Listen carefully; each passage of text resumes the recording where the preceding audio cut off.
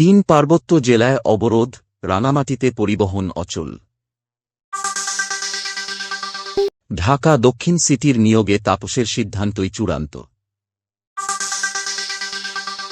জমি দখলের অজেয় শক্তি আওয়ামী নেতা হাসানাত আবদুল্লাহ।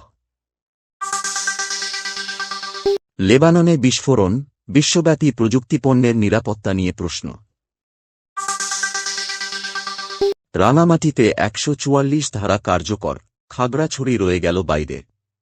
এতক্ষণ শুনছিলেন শিরোনাম, এবার বিস্তারিত।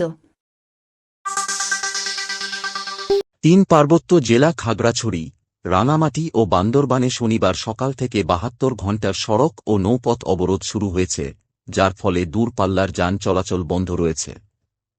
পাহাড়ি বাঙালি সংঘর্ষের কারণে ৪ জন নিহত হওয়ায় এবং দোষীদের শাস্তির দাবিতে এই অবরোধ ডাকা হয়। একই সময় রাঙামাটিতে বাসট্রাক পোড়ানোর প্রতিবাদে পরিবহন মালিক সমিতি অনির্দিষ্টকালের ধর্মঘটের ঘোষণা দেয়। সংঘর্ষে এখন পর্যন্ত বেশ কয়েকজন নিহত ও আহত হয়েছেন এবং ২ জেলায় ১৪৪ ধারা জারি করা হয়েছে। সরকারের উচ্চ পর্যায়ের একটি প্রতিনিধিদল পরিস্থিতি পর্যবেক্ষণে আজ পরিদর্শনে যাবে।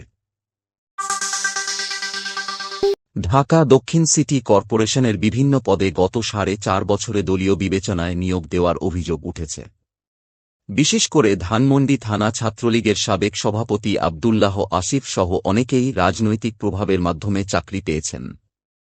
সাবেক মেয়র শেখ ফজলে নূর তাপসের সময়ে এসব নিয়োগের সিদ্ধান্ত নেওয়া হয়, যেখানে দলীয় প্রার্থীদের প্রাধান্য দেওয়া হতো।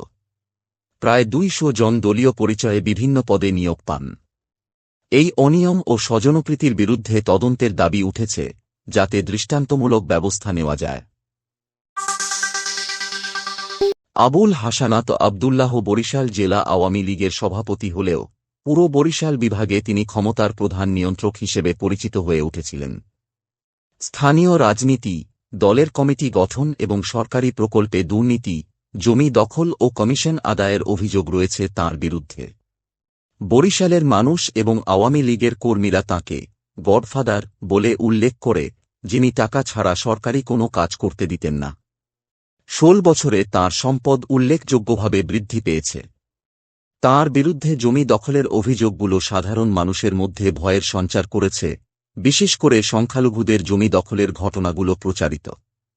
আওয়ামী লীগ সরকার ক্ষমতায় থাকাকালীন বরিশালের রাজনীতি এবং অর্থনৈতিক দিকগুলো তাঁর পরিবারের নিয়ন্ত্রণে চলে আসে।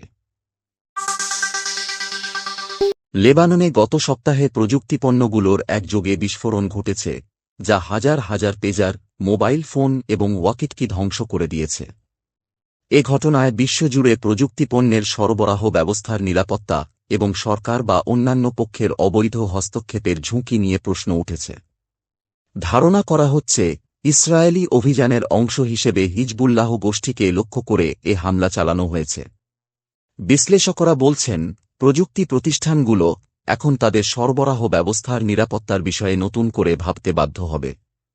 এছাড়া এই ঘটনা সাধারণ মানুষের প্রযুক্তিপণ্যের ওপর আস্থা নষ্ট করতে পারে বলে আশঙ্কা করা হচ্ছে।